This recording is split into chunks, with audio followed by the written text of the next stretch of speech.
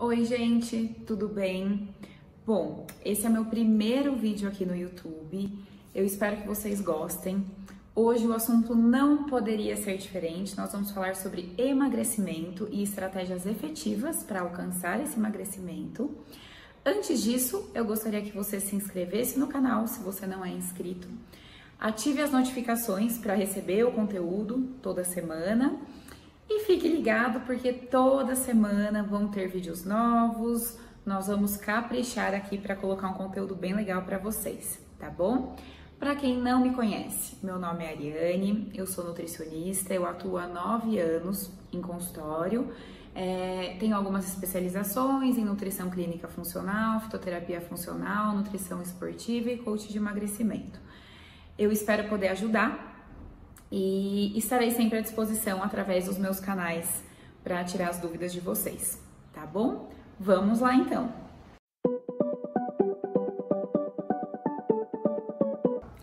A primeira coisa quando a gente fala de emagrecimento é que existem coisas que vão muito além do emagrecimento.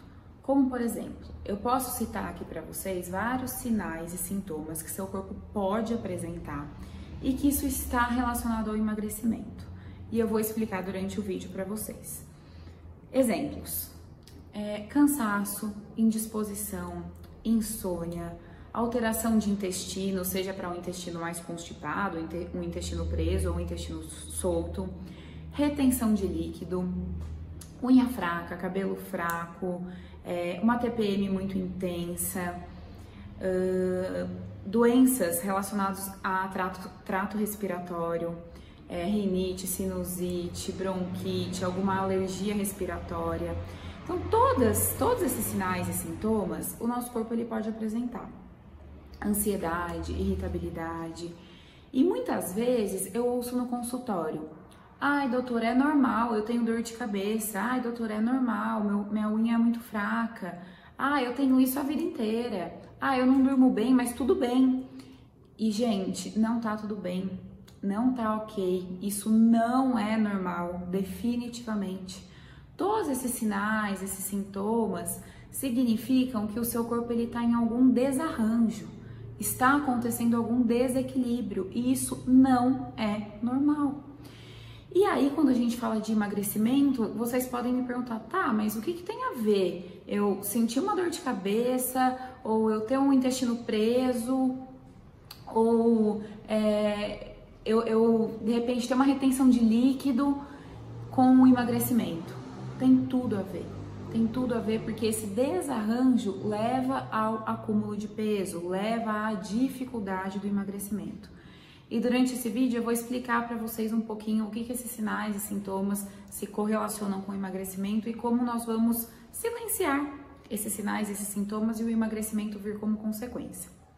Então, no consultório, muitas vezes o que acontece? Eu pego um paciente que já tentou de tudo, que já fez vários tipos de dieta, às vezes até funcionou, mas voltou a ganhar peso e que às vezes está até meio frustrado com essa descompensação. Ai, é minha última tentativa, ai, eu tô cansado, tá meio que desmotivado. E com razão, né? Porque já tentou fazer de tudo e nada deu certo. E aí é aquilo que eu falo, o emagrecimento ele vai muito além, a gente tem que pensar muito além para que ele realmente funcione. Esse paciente, esse exemplo que eu tô dando aqui para vocês, muitas vezes, como ele já tentou algumas dietas, ele já fez boa parte da reeducação, ele já tem hábitos relativamente bons. E aí ele vai me contar do dia alimentar dele, né? E aí ele me fala o seguinte: olha, doutora, eu como um pãozinho de manhã, com um cafezinho com açúcar, normalmente no meio da manhã eu não tenho muita fome, eu acabo não comendo nada, ou eu como um biscoitinho, alguma coisinha leve, né?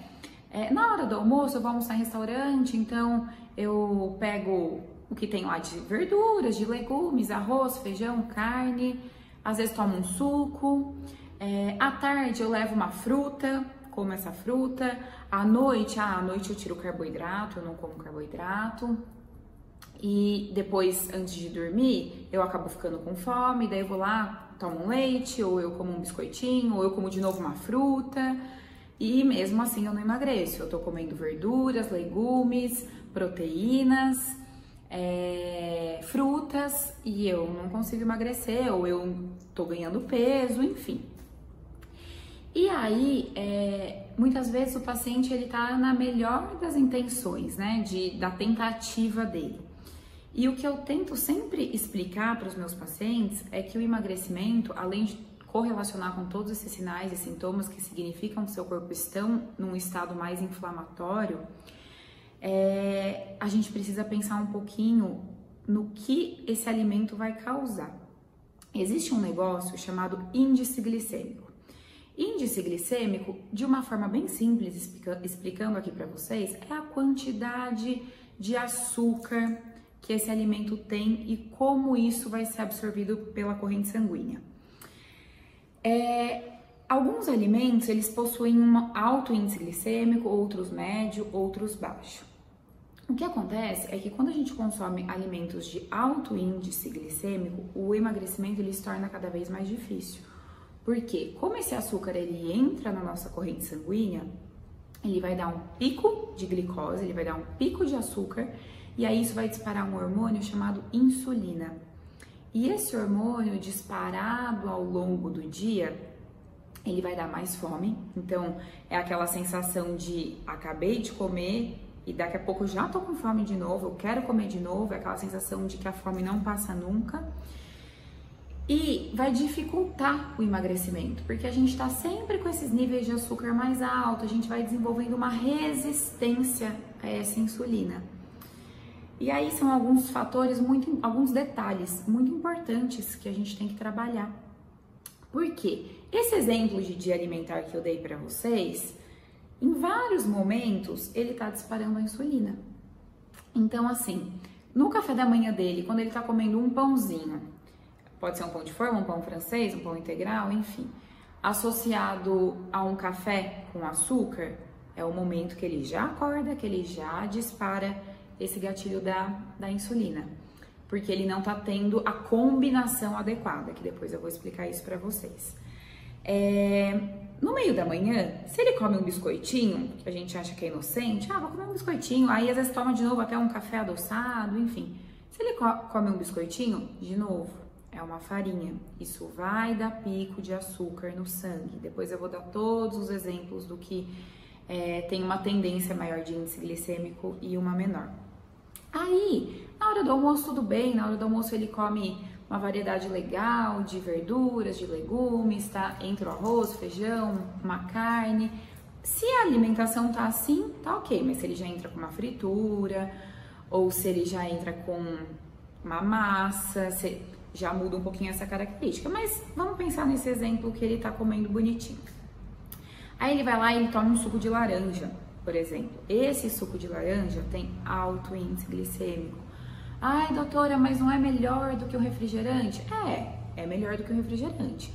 Mas qual é o impacto que isso vai causar no seu organismo? Qual a consequência disso no seu organismo? Aí à tarde ele fala, eu vou comer uma fruta, eu vou comer uma salada de fruta, ou enfim. E fruta, na teoria, é super saudável. Realmente fruta é saudável, mas qual fruta tem baixo índice glicêmico e não vai causar essa consequência? E qual fruta tem alto e pode causar essa consequência de ganho de peso, de resistência à insulina com o passar do tempo? Aí chega à noite, ele tira o carboidrato da janta, né? Porque, não, o carboidrato engorda, então eu vou tirar esse carboidrato da janta. Ok, faz uma refeição lá saudável, ele coloca verduras, legumes e uma proteína, ok. Só que daí, dá umas 9, 10 horas, ele tá com fome. Porque às vezes ele comeu às 7 horas, não comeu uma quantidade, comeu uma quantidade pequena, uma quantidade normal. E aí deu 9, 10 horas da noite, ele tá com fome. Daí o que ele faz? Ele vai lá, pega um biscoitinho, pega uma bolachinha, ou pega uma fruta de novo, porque ele tá com fome, ou ele toma um suco, ou ele toma um leite. E aí? Será que esse biscoitinho, que essa fruta que ele comeu, que esses beliscos noturnos estão certos, mesmo que em pouca quantidade, independente da quantidade? Comi 2 biscoitinhos, comi 2 bolachinhas, tomei um leite. E aí, será que esse índice glicêmico não vai prejudicar o emagrecimento? E a resposta que eu tenho para vocês é que muitas vezes sim. Muitas vezes essa combinação que ele está fazendo, na melhor das intenções, não está adequada. Para o emagrecimento, a gente tem que pensar muito em índice glicêmico, qual é a consequência daquele alimento. É óbvio que eu, como nutricionista, tenho um papel fundamental nisso. As pessoas, elas não são obrigadas a saber sobre índice glicêmico, a saber sobre carga glicêmica, a saber as combinações. Mas o meu intuito com esse vídeo é tentar abrir um pouquinho a cabeça e para que vocês percebam que não é só caloria, que não é só quantidade, que não é só cortar o carboidrato, que existem outros fatores que vão muito além para que o emagrecimento aconteça. E aí, gente, quando a gente fala de alimentos, né, de alimentos ruins, de alimentos que vão prejudicar, a grande maioria deles são alimentos que possuem alto índice glicêmico. Se a gente for pensar em farinhas brancas principalmente, não as farinhas integrais, farinha de amêndoa, não, farinha de trigo, farinha branca, açúcares, né, de todos os tipos, aí é uma coisa até que meio óbvia, né, para as pessoas, farinha e açúcar, eu sei que não faz bem.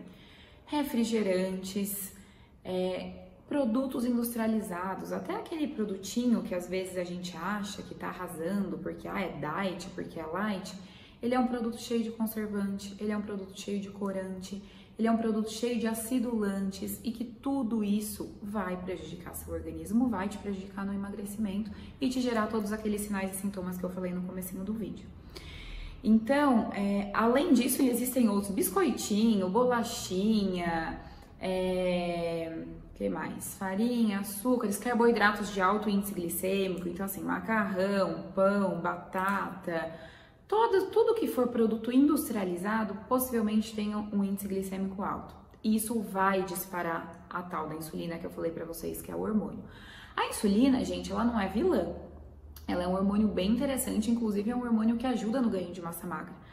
Mas pensando em emagrecimento, é um hormônio que a gente tem que tentar dar uma seguradinha, a gente tem que tentar manter ele em níveis mais baixos, porque aí o emagrecimento acontece de forma efetiva. E aí quando a gente consome pouca proteína, pouca gordura boa, muito industrializado, muito pão, muita farinha, muito macarrão, vocês podem perceber, eu sempre dou esse exemplo em consulta. Quando a gente come uma pratada de macarrão, um macarrão com molho, dá uma horinha, a gente já tá com fome de novo, né? A gente percebe isso, fala, nossa, parece que já fez... Dá uma horinha, a gente já tá com fome de novo, né? A gente percebe isso, fala, nossa, parece que já fez digestão. Tem a ver com a digestão também, mas o que aconteceu? Toda vez que você dispara muito rápido a insulina, toda vez que você dá esse gatilho do açúcar no sangue, da glicose no sangue, ele também cai muito rápido e aí vai te gerar mais fome, ele não te gera saciedade. Quando você consome alimentos ricos em uma carga glicêmica maior, com uma quantidade maior de açúcar, vai te dar fome mais rápido. E aí o que acontece na maioria das vezes? Tô consumindo alimentos de alta carga glicêmica o tempo todo, isso tá me dando mais fome, daí eu vou lá e como mais um biscoitinho, ou eu vou lá e como mais uma fruta. Quando a gente fala de fruta é um pouco complexo porque realmente, fruta é muito saudável. Só que existem combinações adequadas para se fazer com essas frutas, tá? Maçã, vou dar alguns exemplos. Maçã, pera, pêssego, melão, morango, abacate, são frutas que têm baixo índice glicêmico. Então, são frutas que a gente não tem que se preocupar tanto em combinar. Que ela não faz. Se eu consumir uma maçã sozinha, eu sei que a maçã é uma fruta que às vezes meus pacientes falam, eu consumi uma maçã, me deu mais fome. Isso acontece mesmo. Mas se eu consumir ela sozinha, ela não é uma fruta que eu tenho que ter uma preocupação com essa questão do índice glicêmico, porque é uma fruta de índice glicêmico mais baixo. Mas a banana, por exemplo, é uma fruta bem conhecida, né? Todo mundo gosta, é uma fruta que é popular. E aí, quando eu consumo essa banana sozinha, às vezes, eu consumi ela 4 horas, eu almocei meio-dia, eu consumi ela 4 horas da tarde. Eu já tava num período ali de um tempinho de jejum, e aí eu consumi essa banana.